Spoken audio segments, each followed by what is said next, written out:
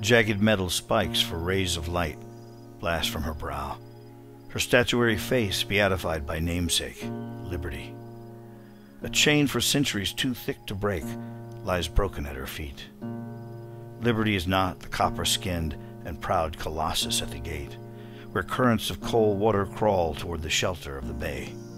Her statue tells the world that she is here, that's all. So brackish liquid fingers claw at rocks and grasp the soil, trying to take hold of refuge, find protection, seize the lifeboat of this land, the American piece of earth.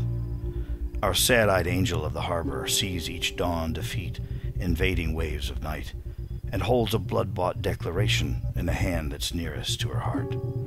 Its words without bravado are a light and warning to the enemies of innocence, a doctrine of defense against the armies of the ignorant, advancing always underneath cloud cover of a darkness they exude.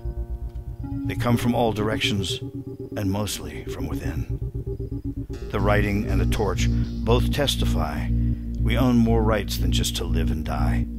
Only creatures imaged after nature's God and loved despite their fatal flaws can make that kind of claim. Her defiant, high-held flame came down from heaven to blot out with luminescence lies crafted to deform our human destiny and nullify the grinding, slow, but perfect will of God. A fog rolls in and crawls across wide water, bringing in forgetful silence, like the quiet coming on before a storm. I've seen her image from the windows of the Holocaust Museum. From there the lady emanates uncommon radiance, persona of a fearless sentry at her post, revealed at night by lightning sprites that walk around on water, searching for reflections of the sky beneath their feet. They guard the one who guards the steep and perilous edge of hope, surrounded by a sawtooth shadowland of endless night. No, not the North Atlantic, alien, cold, and deep, nor even vacant black of the abyss, but darker depths, inside the hearts of drowning men with nowhere else to breathe. The wounded she allows to pass, our enemies she wastes.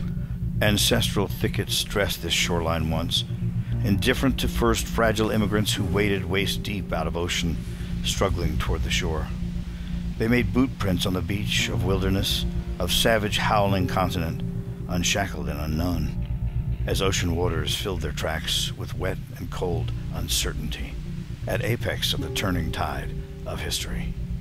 Without delay to make provision for the coming night, without equivocation or any indecision, their mission first was dedication of the new world to the glory of King Christ, the Holy One of Israel.